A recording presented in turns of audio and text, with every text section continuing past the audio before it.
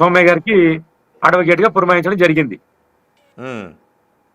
పురమాయించిన తర్వాత ఏమైంది సార్ అంటే, ఈ సోమయ్య శెట్టి గారి కేసు మొత్తం ఆమె తీసుకున్న తర్వాత సోమయ్య శెట్టి, నేను, వాళ్ళ భర్త అందరం ఉన్నాం. ఉన్నప్పుడు ఈమె ఏమన్నదంటే, అడ్వకేట్ ఆమె భర్త వాళ్ళతో మాట్లాడుతూ మళ్ళీ మీరు కలిసి ఉందాం అని కూడా అనుకుంటూ ఉన్నారు వాళ్ళకి తెలియకుండా. ఆ ప్లాన్ ఆమెదే మొత్తం. మీరు, నేను, బలరాం, ఆవిడ పేరు రాధికండి, మీరు, నేను, బలరాం నలుగురమే మనకు లైఫ్ లో ఎవరొద్దు అన్నట్టుగా చాటింగ్ చేసింది. అదే ఆ చాట్ ఉంది, మీకు చూపిస్తా.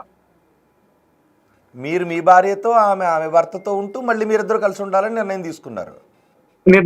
ఆమె నిర్ణయమే ప్లస్ దాంట్లో కూడా నా నిర్ణయం ఉందనుకోండి. ఇద్దరం కలిసి తీసుకున్న నిర్ణయం అది.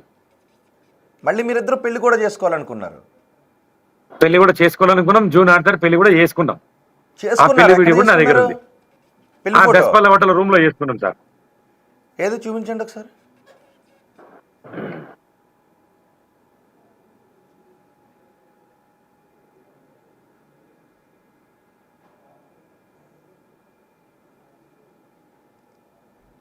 సార్ ఇప్పుడు మాట్లాడుతున్న ఫోన్ లో ఉంది, నేను పెడతాను, నా దగ్గర ఉంది. కాదు మరి, అంటే ఆమెను పెళ్లి చేసుకునేటప్పుడు ఒక నెల పరిచయంలోనే పెళ్లి చేసుకునేటప్పుడు మీ భార్య మీ బిడ్డలు గుర్తు రాలేదా మీకు?